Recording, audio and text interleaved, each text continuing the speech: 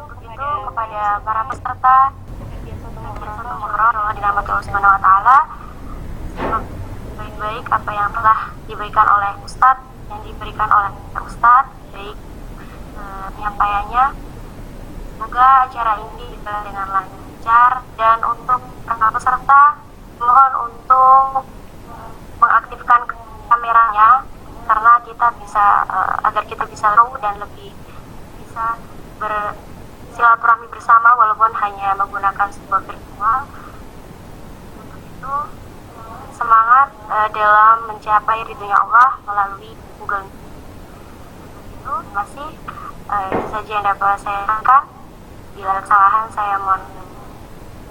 Saya iri billahi fisabilil haq fastabiqul khairat wal qalam yawma yaqun. Wassalamualaikum warahmatullahi wabarakatuh.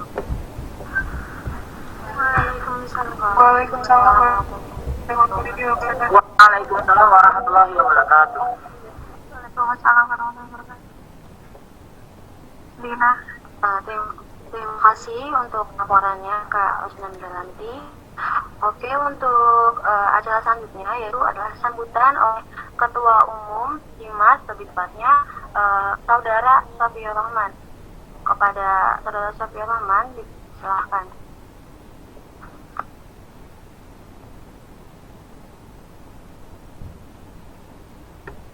Wabarakatuh.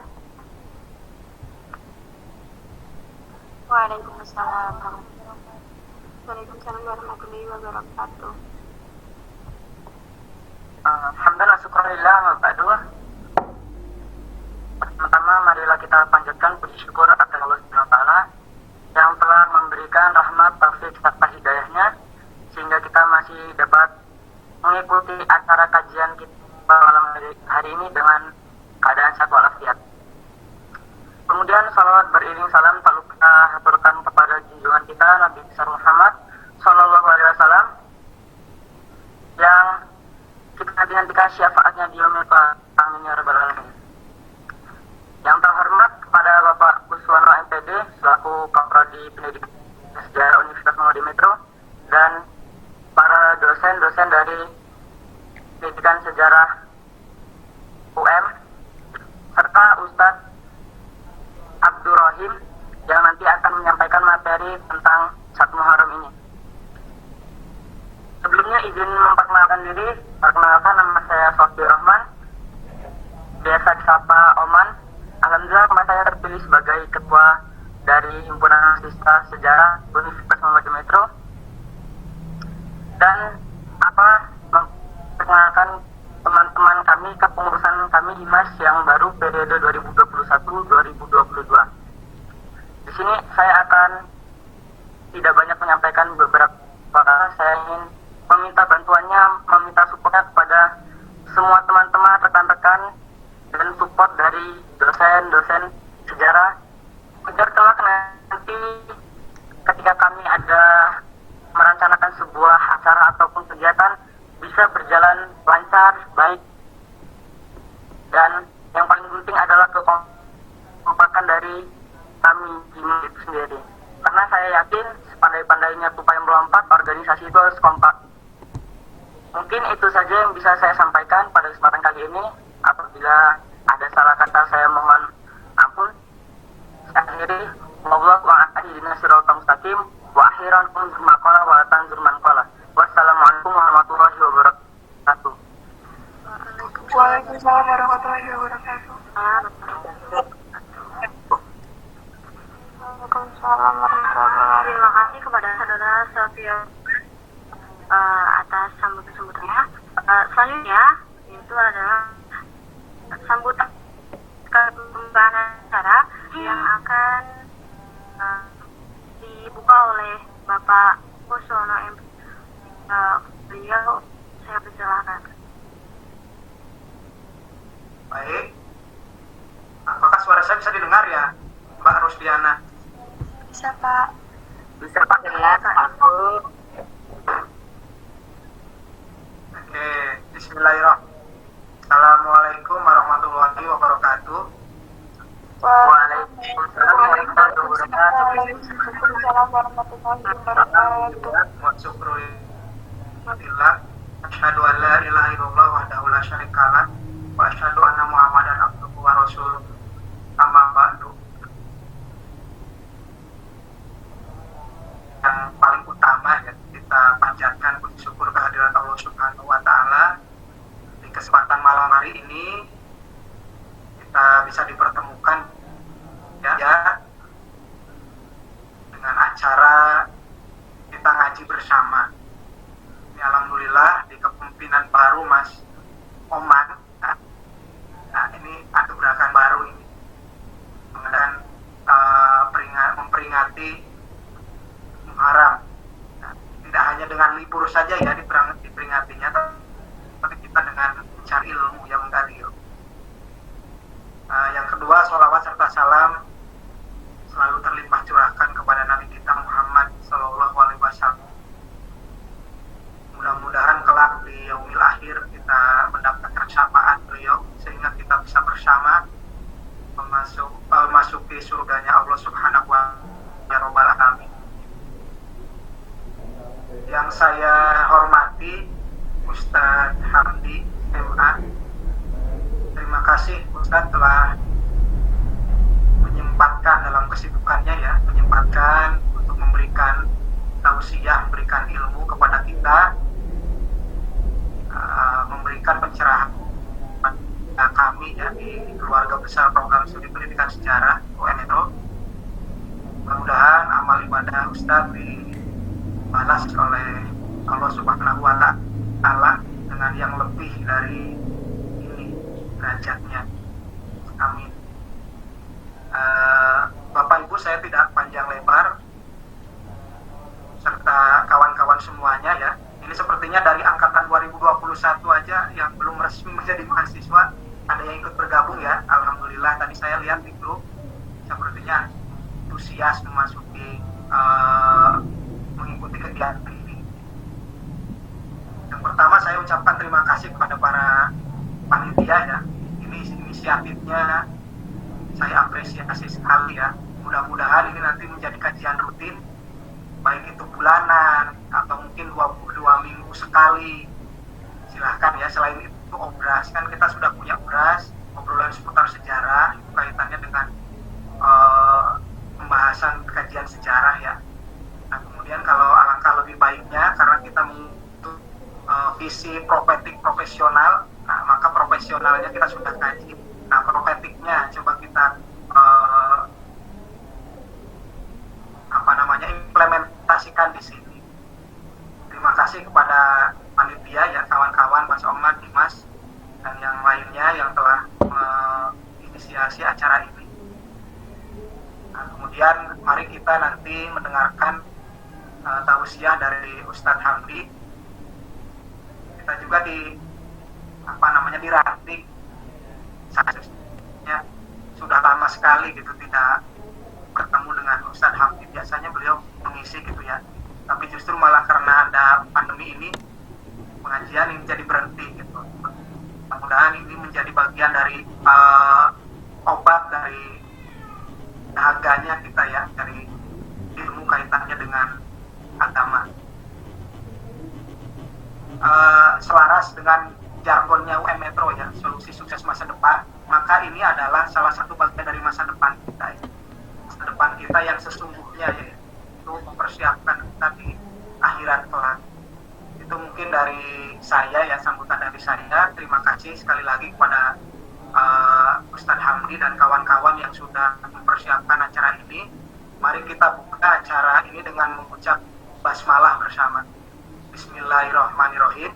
Bismillahirrahmanirrahim. Ya, itu mungkin sambutan dari saya. Saya akhiri. Assalamualaikum warahmatullahi wabarakatuh.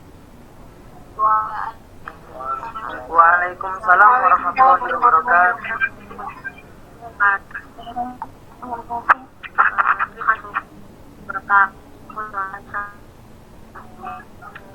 Sebenarnya kita kan acara utama. Jadi di Hamdi ini sebelumnya anggota ya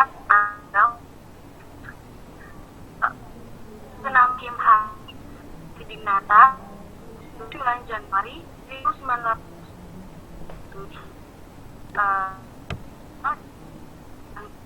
C. Yosef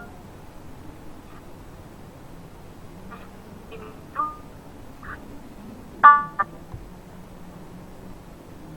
satu penuh dan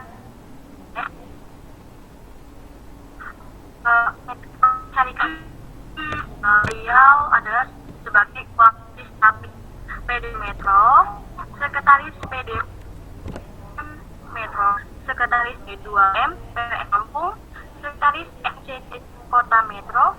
Lalu beliau juga ikuti pengadilan yang sama ada M1 sampai 3 mengerti tunas, Piksar, Kokam, Viabung, dan lain masih banyak lagi. Lalu pekerjaan beliau sebagai SUMM, Wadi SI SUMM. Itu saja. Baik, kepada Hamdi, saya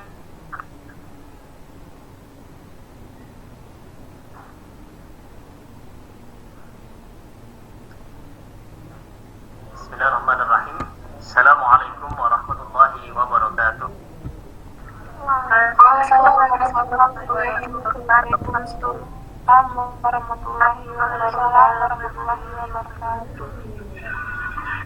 Alhamdulillah wa kafa wassalatu wassalamu ala nabiyil mustafa wa ala alihi wa ashabihi wa man tabi'a al-huda.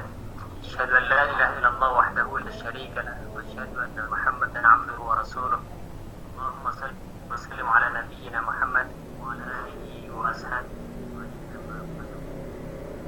Yang sama-sama kita hormati Bapak Kuswono. Saya biasanya manggil kalau ketemu ya Mas Kuswono, karena memang satu jamaah di Ranting Yosmulyo. Bapak Ibu dosen pendidikan sejarah Universitas Muhammadiyah, Ketua Himas Mas Safiur Rahman, yang juga sama-sama kita hormati, serta tidak lupa Ketua Panitia kegiatan ini Rosidana, dan juga teman-teman dari teman-teman mahasiswa bagi sejarah Universitas Muhammadiyah. Alhamdulillah, di kesempatan malam hari ini kita dipertemukan oleh Allah di dunia maya, sekalipun hanya bertatap wajah bagi yang membuka video. Kalau yang tidak membuka video ya hanya melihat tulisan atau melihat fotonya. Ala kulli hal, ini menjadi kesempatan yang baik untuk kita untuk bersilaturahim sekaligus saling mengingatkan di antara kita agar kehidupan kita di dunia ini menjadi baik dan bisa mencapai kebahagiaan abadi kelak di yaumil qiyamah. Kemudian serta salam semoga tetap tercurah kepada Rasulullah sallallahu alaihi wasallam, keluarga, sahabat serta para pengikutnya sampai keluarga jamaah yang dirahmati Allah Subhanahu wa taala. Di majelis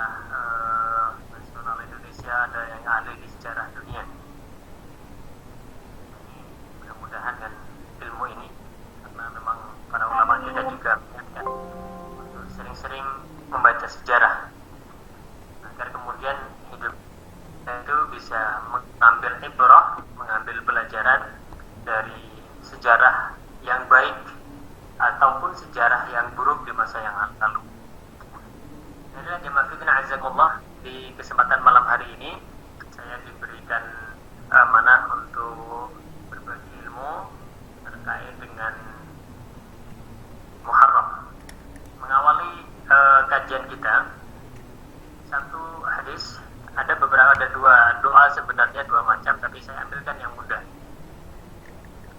Ini hadis yang biasa dibaca oleh Rasulullah SAW ketika memasuki awal bulan. Nah, karena ini juga kita memasuki awal bulan Muharram di tahun 1443 Hijriah, maka doa ini yang juga dianjurkan untuk kita baca. Nah, ini sambil ikuti tanpa membuka mic, nggak apa-apa, tanpa membuka mic biar nggak ribut. Ikuti masing-masing, saya bacakan, saya pandu, biar kita mengambil pahalanya dulu. Jadi ambil sunnahnya untuk membaca doa ini. Bismillahirrahmanirrahim. Bismillahirrahmanirrahim. Bismillahirrahmanirrahim. Ahillahu alaina bil yumni wal iman Wal iman wassalamati wassalamati wal islam. wal islam. Rabbi Wa rabbukallah. wa rabbukallah.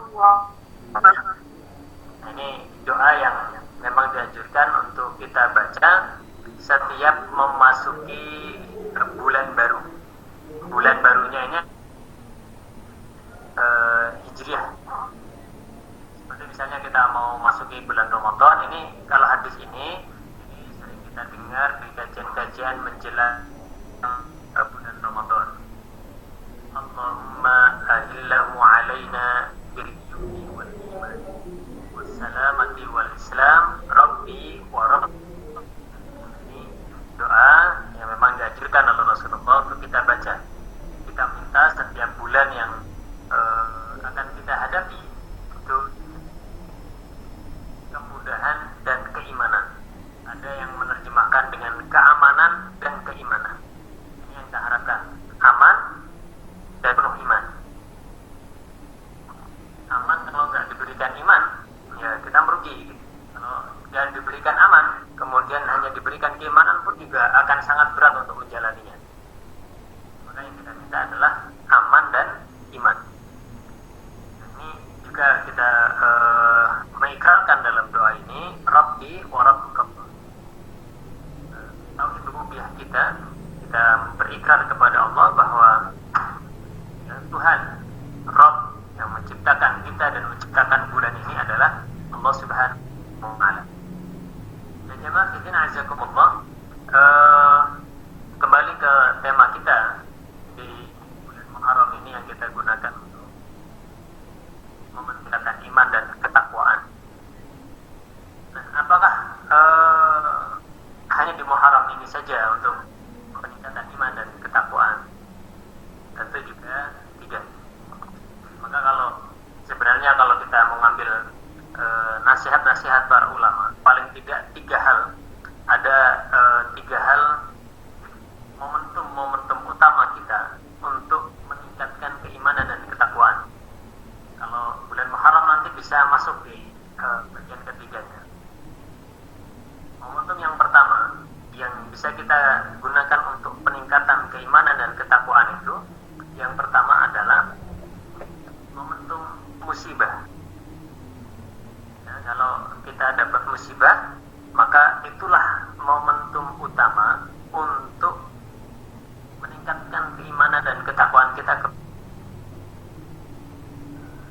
Maka pertama misalnya dalam Al-Quran, kenapa di momentum musibah ini kita jadikan untuk peningkatan keimanan dan ketakwaan? Karena memang di Al-Quran diingatkan oleh Allah. Kalau kemudian kita mendapatkan musibah, apa yang diperintahkan oleh Allah? Qalu inna wa inna lillahi wa inna ilaihi raji'un. Sesungguhnya kami adalah milik Allah dan sesungguhnya kami kepadanya lah hanya akan dikembalikan. Nah, ini di musibah, dengan mengucapkan kalimat itu kita sudah menguatkan tauhid uluhiyah kita, menguatkan tauhid rububiyah kita. Maka yang mengucapkan kalimat tahlil ini, kalimat inna lillahi wa inna ilaihi raji'un, ketika ketika kita mendapatkan musibah, maka kita juga akan mendapatkan pahala yang besar. Nah, satu ini. Kemudian yang kedua, kenapa di momentum musibah? Karena yang selanjutnya, para ulama juga mengingatkan kita bahwa ketika kita mendapatkan musibah, itu adalah momentum utama untuk kita bermuhasabah. Seperti dikatakan oleh Al-Imam Ibnul Jauzi rahimahullah.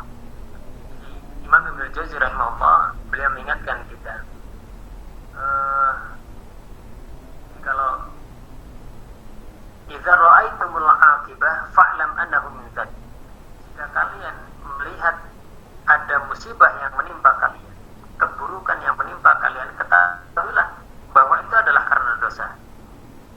Apapun ketika kita mendapatkan musibah, kita langsung bermuhasabah. Apa yang kemudian pernah kita lakukan? Apa yang saya lakukan? Sehingga kemudian Allah mengingatkan ini. Nah, itulah yang harus kita lakukan. Jadi ketika kita dapatkan musibah, kita ingat apa sih yang baru saja kita lakukan, sehingga kemudian kita diingatkan oleh Allah dengan. Karena kajian para ulama juga mengingatkan, ketahuilah bahwa apapun yang menimpa kalian itu juga karena sebab dosa. Maka sampai kemudian Ibnu Jauzi mengatakan, inilah asillah ra'aitu dzalika fi khuluqi dabati wa jariyati. Jadi kata Ibnu Jauzi,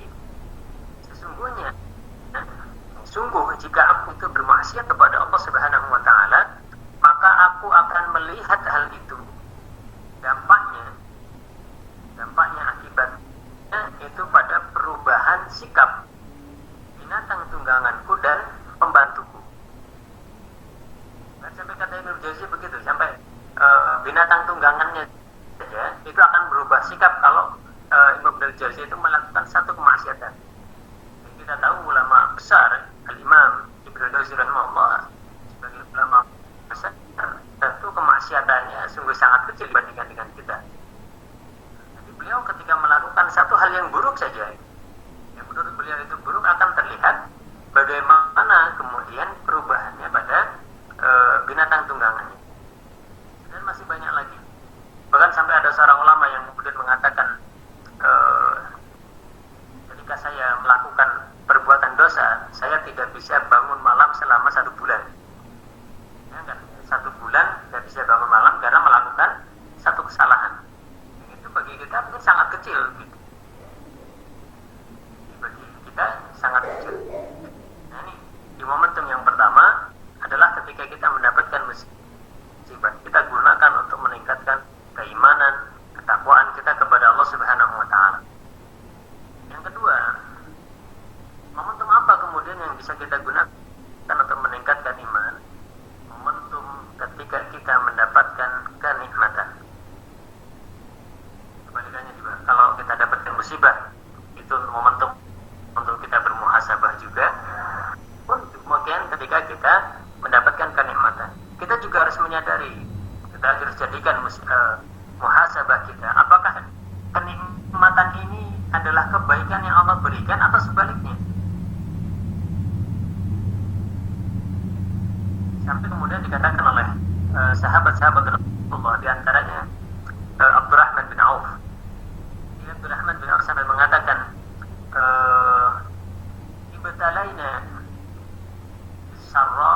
ibtalaina bid-dharra fasabarna. Kami diberikan ujian dengan keburukan, dengan kemudaratan, dengan kesulitan. Fasabarna, kami bisa bersabar. Jadi kalau tadi kenapa kemudian musibah yang pertama, karena orang akan lebih mudah ingat ketika diingatkan dengan musibah. Orang akan lebih mudah untuk bertobat ketika dia mendapatkan kesulitan. Maka kemudian yang kedua ini, kalau kita mendapatkan kenikmatan, maka hendaknya kita juga jadikan ini sarana untuk bermuhasabah. Karena kata Abdurrahman bin Auf tadi, kalau kami dulu diberikan ujian dengan musibah, diberikan ujian dengan kesulitan, kesusahan, kepayahan, kami bisa bersabar. Wa betalaina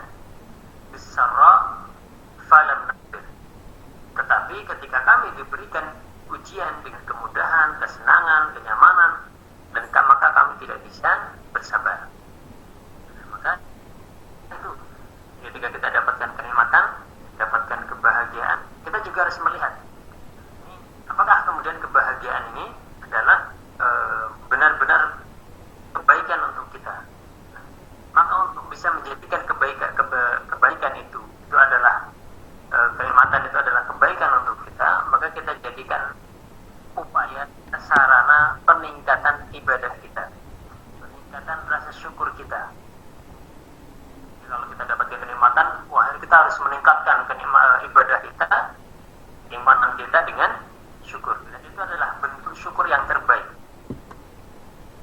Bentuk syukur yang terbaik. Karena memang orang akan lebih banyak yang terperdaya dengan kenikmatan. Maka yang kemudian diingatkan oleh Rasulullah, kenapa kemudian harus kita jadikan sebagai momentum peningkatan iman? Ini karena ternyata di dalam kenikmatan yang Allah berikan di dunia itu tidak hanya barokah semata, tetapi di dalamnya juga ada yang memungkinkan namanya istidraj.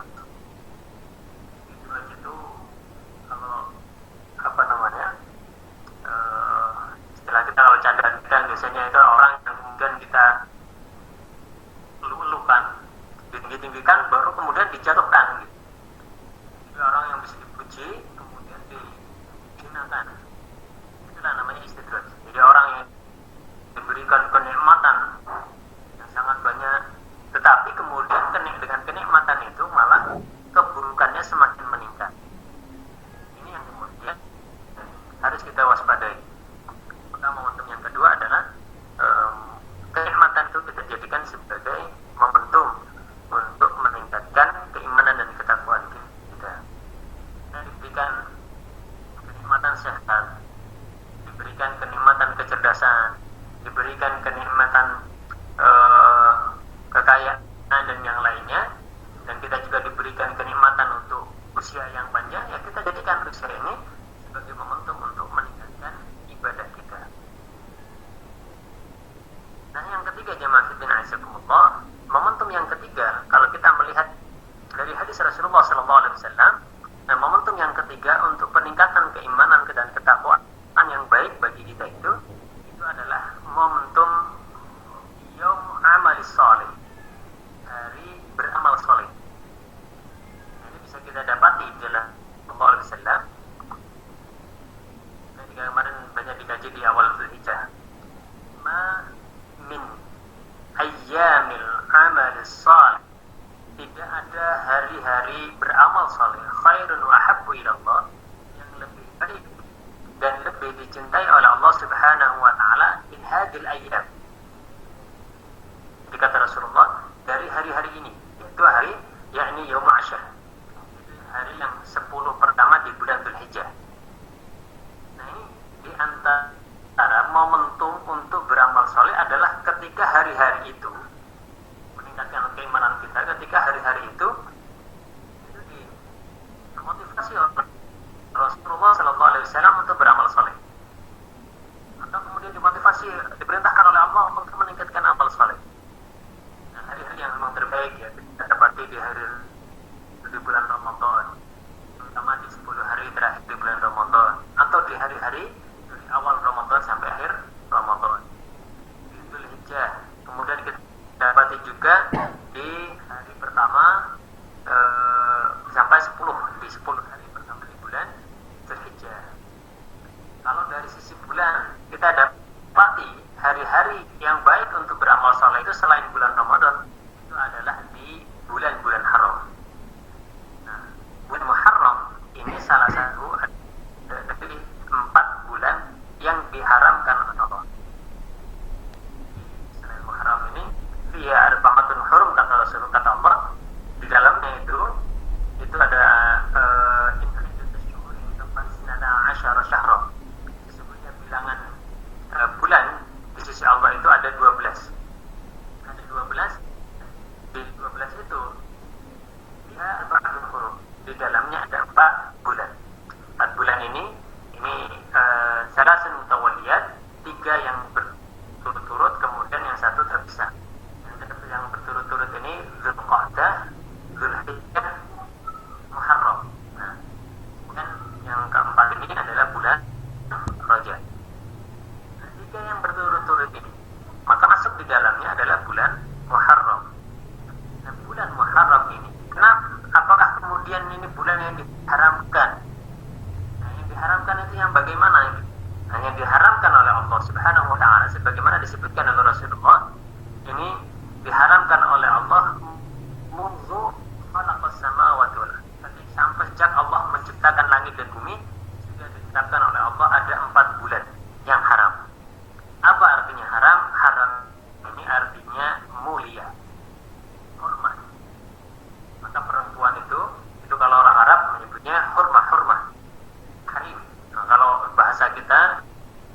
sering kita sebut dengan harim. Harim itu bukan berarti yang haram saja, tapi artinya sebenarnya mana bahasanya adalah mulia. Berarti haram. Kenapa anjing juga haram? Kenapa disebutnya haram? Haram itu untuk menjaga kemuliaan. Jadi kalau kemudian kita menjauhkan dari yang haram itu, kita akan terjaga kemuliaannya. Maka haram itu namanya mulia. Maka karena bulan ini mulia, maka di dalamnya itu diharamkan untuk berperang.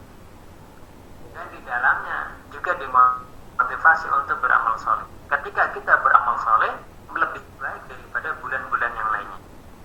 Ketika kita melakukan keburukan, kita pun juga akan mendapatkan dosa yang lebih besar dibandingkan bulan-bulan yang lainnya. Inilah namanya bulan haram.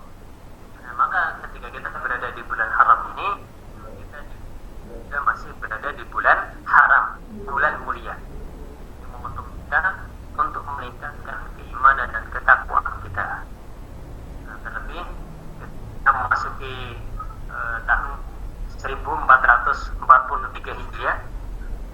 Jadi kita di suasana pandemi yang juga belum berakhir, kuliah juga belum bisa bertatap muka langsung. Jangan-jangan mudah-mudahan tidak. Mudah-mudahan bisa segera tatap muka dengan Bapak Ibu dosennya, sehingga tidak jadi mahasiswa yang tahu-tahu dapat ijazah. Ini harapan kita. Nah, kita memasuki 1443 Hijriah ini, rasa syukur kita tingkatkan kepada Allah, karena memang kita masih diberikan banyak kenikmatan, sekalipun di tengah pandemi yang seperti ini. Dan juga jangan sampai kemudian kita beranggapan bahwa wah masih panjang juga kiamat, karena sebagian ada seorang ustaz yang mengatakan bahwa kiamatnya nanti 1500 tahun. Wallahu a'lam. Tapi yang jelas tidak ada yang tahu. Rasulullah SAW pun ketika seakan-akan bertanya kepada Allah kapan hari kiamat itu, dikatakan Allah. Dibaca di ayat surat An-Nazi'at itu. Ketika Allah Subhanahu wa taala menegur Nabi Muhammad, seakan-akan Rasulullah itu, mereka itu tidak percaya dengan hasilnya hari kiamat. Rasulullah saja nggak tahu. Maka yang perlu kita lakukan adalah peningkatan iman dan takwa. Nah, kembali jemaah azakumullah. Ada selain tiga momentum ini, momentum musibah, momentum kenikmatan, momentum beramal soleh, ini mungkin hari-hari akan kita dapat dalam bulan-bulan haram ini. Kalau di setiap sepanjang hari kita, ya semuanya itu adalah untuk beramal soleh, terutama di waktu-waktu yang memang sangat dianjurkan, dan di penghujung malam, di waktu-waktu yang orang banyak lalai, itulah waktu yang terbaik kita untuk mendekatkan diri kepada Allah. Kenapa kemudian seperti itu sangat baik untuk beribadah, pahalanya sangat besar? Karena di sepertiga malam itu banyak orang yang terlelap dalam tidur. Kenapa ada 2 rakaat duha itu keutamanya luar biasa? Karena di waktu pagi, di waktu sholat duha itu banyak orang yang kemudian lalai untuk mengejar dunia, bekerja, melakukan aktivitasnya, kegiatannya, dan lupa untuk berzikir kepada Allah. Ini waktu yang dimana di dalamnya dilalaikan kebanyakan oleh manusia, maka itulah amalan yang terbaik, waktu terbaik kita untuk beramal saleh. Nah, lalu jamaah fikirna azakumullah, bagaimana kita meningkatkan keimanan dan ketakwaan kita? Beberapa hal yang bisa kita lakukan untuk meningkatkan keimanan dan ketakwaan. Yang pertama yang paling mudah untuk kita lakukan, ini tidak boleh kita lupakan.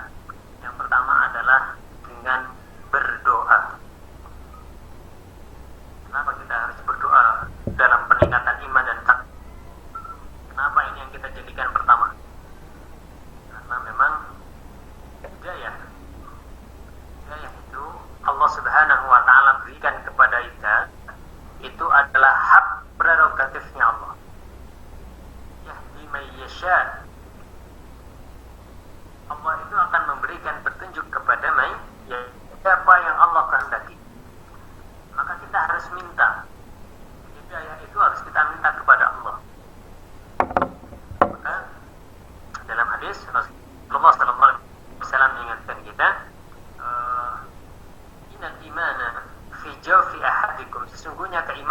ada di dalam hati kalian itu, dalam hati kita, la yahlik kama yahliku thawb, itu bisa lusuh seperti lusuhnya baju kita. Nah, ini baju kalau kita pakai sehari saja, ini pakai sehari, dipakai ke kampus dari pagi sampai sore, pulang itu kalau kita mau pakai malam itu juga nggak nyaman. Nah, kecuali yang betah atau yang malas nyuci. Nah, ini kalau kita pakai sekalipun itu baru disetrika, baru keluar dari laundry, kemudian kita pakai seharian, itu pasti lusuh. Sore saja, bahkan jangankan sore, siang saja kadang sudah lusuh. La yahlik kama yahlikus thawb. Keimanan kita itu seperti baju yang kita pakai. Kalau baju yang pernah kita pakai ini tidak pernah kita cuci, tidak pernah disetrika, nah, maka keimanan pun juga sama. Kalau keimanan kita tidak pernah kita bersihkan, tidak pernah kita sucikan, itu tidak akan mendapatkan pembaruan iman. Maka kata Rasulullah, fas'alullaha ayyujaddida imanakum. Maka mintalah kepada Allah agar Allah memperbarui keimanan kalian. Yang pertama adalah berdoa. Maka di dalam sholat kita minta kepada Allah, kan, ihdinas siratal mustaqim. Ya Allah, tunjukkanlah aku jalan yang lurus. Di dalam sholat kita diduduk sujud, diduduk di antara dua sujud. Wahdini warzuq. Ya Allah, berilah aku petunjuk dan berilah aku rezeki. Dan juga doa-doa yang lain hendaknya kita minta. Seperti misalnya doa yang mungkin kalau dulu sekolahnya di sekolah-sekolah Muhammadiyah itu, kalau pulang atau kalau setelah selesai pulang belajar mau pulang itu kan biasanya baca raditu billahi rabba wa bil islami dina wa bi muhammadin nabiyya wa rasulah rabbi zidni ilma warzuqni fahma. Kemudian Allahumma arinal haqqa haqqa, Allahumma arinal haqqa haqqa warzuqna ittiba'ah wa arinal batila batila warzuqna ijtinabah. Itu kan doa kita meminta kepada Allah, ya Allah, berikanlah aku petunjuk dan mudahkanlah aku untuk mengikutinya. Berikanlah petunjuk kepadaku yang buruk itu buruk, dan mudahkanlah bagiku untuk meninggalkan. Berbanyaklah berdoa kepada Allah, minta petunjuk. Ya, petunjuk. Yang kedua, karena tadi ada 3 momentum, kita carikan tiga cara untuk meningkatkan iman kita. Yang kedua adalah dengan ilmu dan nasihat. Ilmu dan nasihat hampir sama antara ilmu dan nasihat. Ilmu, kenapa kemudian ilmu ini yang penting bagi kita untuk meningkatkan iman? Karena kalau orang tidak peduli dengan ilmu, maka dia tidak peduli ilmu akhirat. Itu sama saja kita tidak peduli dengan ilmu, dengan kehidupan akhirat kita. Kita tidak pernah mau belajar agama, maka kita dianggap oleh Rasulullah SAW itu orang yang tidak peduli terhadap kehidupan akhirat. Maka itu ilmu yang paling wajib. Ilmu yang paling wajib adalah ilmu untuk kehidupan akhirat kita. Itu yang paling wajib, nggak boleh diabaikan. Ilmu sholat kita, ilmu baca Quran kita, itu ilmu yang wajib yang nggak boleh kita tinggalkan, nggak boleh kita abaikan. Mau gelarnya sampai profesor pun, kalau ternyata kemudian sholatnya saja masih belum lancar, doanya belum lancar, baca Qurannya masih belum lancar juga, ya maka pasti akan merugi. Nah, maka yang paling penting bagi kita adalah ilmu akhirat. Nah, sampai kemudian diingatkan oleh Rasulullah SAW, sayati 'ala nasi zaman. Jadi akan datang kepada manusia itu satu masa, satu zaman, la yubali fiha al-mar'u bima akhadha al-mal. Di mana orang-orang itu tidak peduli lagi dari mana dia mendapatkan harta. Amin halal atau min haram. Apakah dia mendapatkan dari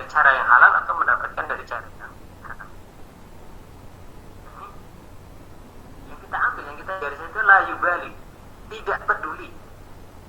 Nah, tidak peduli itu imma yakun, mungkin karena dia tidak tahu, belum belajar, atau yang kedua karena memang tidak mau belajar. Ketidakpedulian kita terhadap kitab itu kan sama. Kita tidak peduli dengan halal haram itu sama saja kita tidak peduli dengan akhirat. Maka ketidakpedulian itu apakah karena memang kita belum belajar atau memang kita nggak mau belajar? Jadi pertanyaan kita. Maka kemudian yang harus kita lakukan itu adalah memperbanyak ilmu, atau minimal dengan nasihat.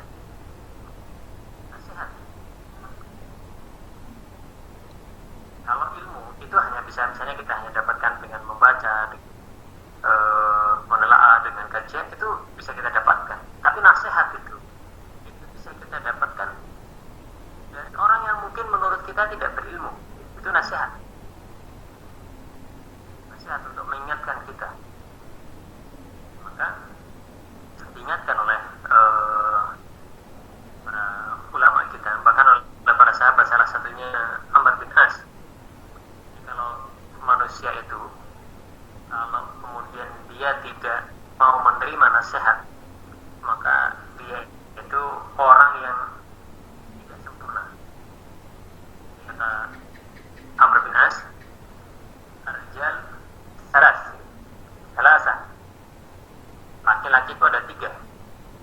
Laki-laki tangguh, kelihatan orang yang tangguh itu ada 3. Yang pertama adalah orang yang diberikan ilmu dan iman dan ilmu. Kemudian ketika dia menginginkan melakukan sesuatu, tasara ila ahli ilmi wa alihi. Dia minta petunjuk, minta arahan kepada orang yang lebih berilmu, orang yang lebih tua, orang yang lebih berpengalaman. Yang kedua itu rajulun naqis. Yang pertama itu disebutnya rajulun tam, manusia yang sempurna. Yang kedua adalah rajulun naqis, manusia yang kurang, separuh. Siapa? Dia diberikan ilmu, diberikan iman, tetapi wa idza arada an yaf'ala syai'an istajaba bi ra'yihi. Dia itu mementingkan dengan pendapatnya, idenya. Pokoknya idenya yang terbaik. Ini kalau kita jadi orang yang tak pernah mau menerima ide orang lain, itu gagasan orang lain, itu namanya rajulun naqis. Pernah mau mendengarkan nasihat dari orang lain, itu namanya rajulun naqis, separuh.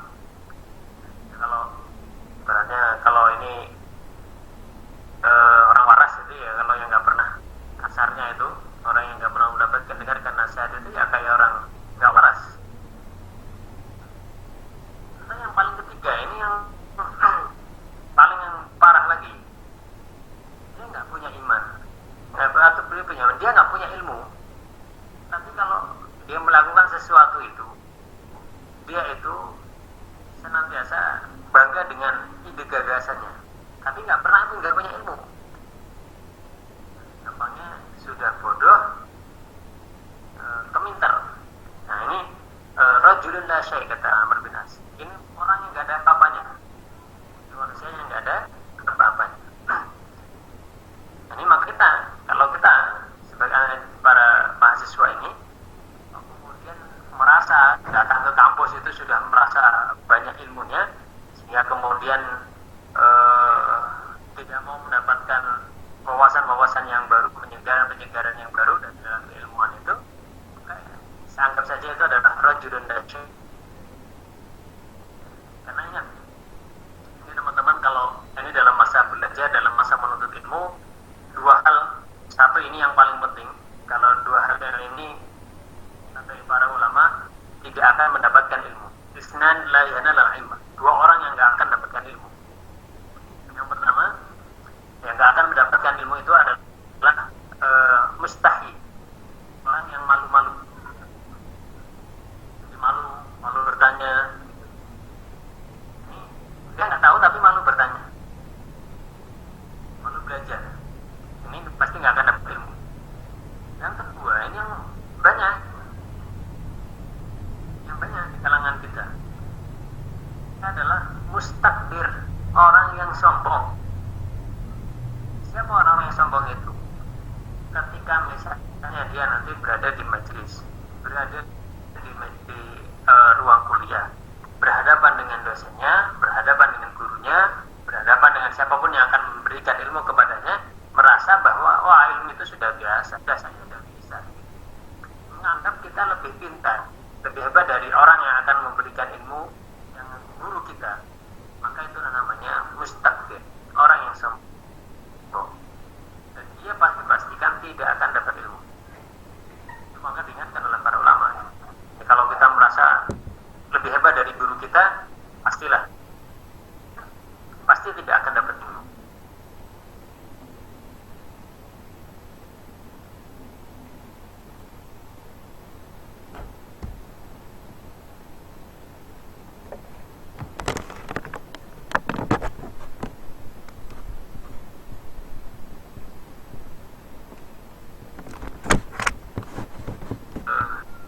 Orang-orang yang lebih berpengalaman dalam kehidupan, nah ini kita sering mendengarkan nasihat. Misalnya Musafir Rahman ini yang baru diangkat sebagai Ketua Himas, nah dia untuk bisa memberikan punya pengalaman yang lebih itu juga harus mencari pengalaman kepada pendahulu-pendahulunya, baik itu yang baik ataupun yang buruk. Kalau yang baik nanti bisa diteruskan, kalau yang buruk kemudian diperbaiki.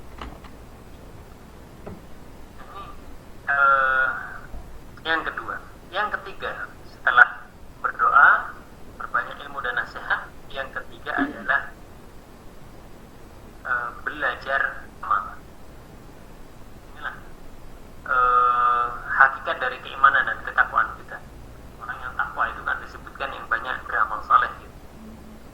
Mengamalkan apa yang diperintahkan oleh Allah, meninggalkan apa yang dilarang. Kalau kita sudah punya ilmu, kita kemudian kita praktikkan dalam amal kita, mencoba untuk mengamalkan apa yang sudah kita ilmui. Sedikit demi sedikit kita tahu keutamaannya salat duha, kita coba untuk salat duha 2 rakaat, kita coba rutinkan. Harus 4 rakaat, harus 6, harus 8, tapi minimal 2 rakaat bisa kita kerjakan. Kita tahu keutamaannya dia mulai ya minimal 1 rakaat, 2 rakaat, 3 rakaat kita kerjakan di malam hari. Kita bisa di penghujung malam sebelum tidur kita kerjakan witir untuk mendapatkan keutamaan malam. Nah, ini kita coba untuk praktikkan. Sholat wajib itu mutlak bagi seorang mukmin yang sudah balik, maka wajib nggak boleh kita tinggalkan. Jadi kita kerjakan dengan baik, belajar untuk mengerjakan di awal waktu. Yang mungkin dulu masih bolong-bolong sholatnya, sudah mulai belajar untuk merutinkan sholat wajibnya. Tahu keutamaannya sholat jamaah bagi yang laki-laki, ya berusaha untuk berjamaah di dalam sholat wajibnya. Tahu keutamaannya membaca Al-Quran, maka belajar untuk membaca Al-Quran sedikit. Kalau nggak bisa langsung baca 1 juz itu ya cukup, misalnya setiap hari baca Al-Qurannya 1 lembar. Salat rawatibnya nggak bisa setiap waktu yang kemudian dianjurkan oleh Rasulullah, yang minimal sebelum subuhnya kita kerjakan untuk rawatibnya. Nah, itulah belajar.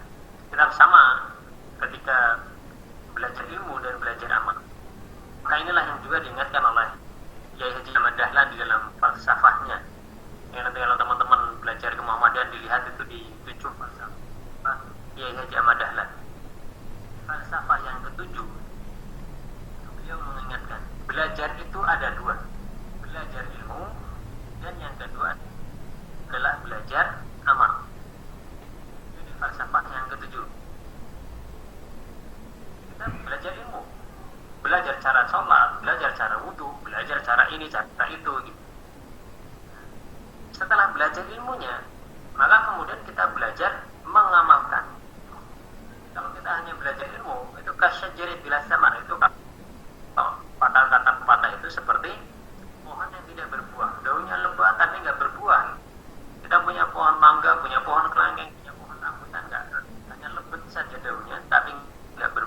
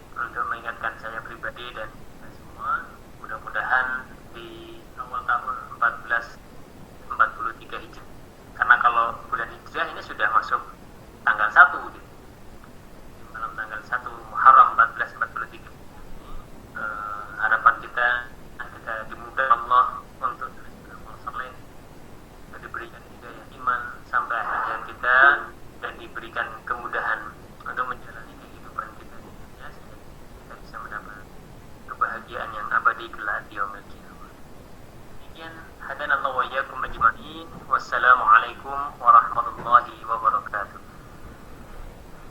Waalaikumsalam warahmatullahi wabarakatuh. Waalaikumsalam warahmatullahi wabarakatuh.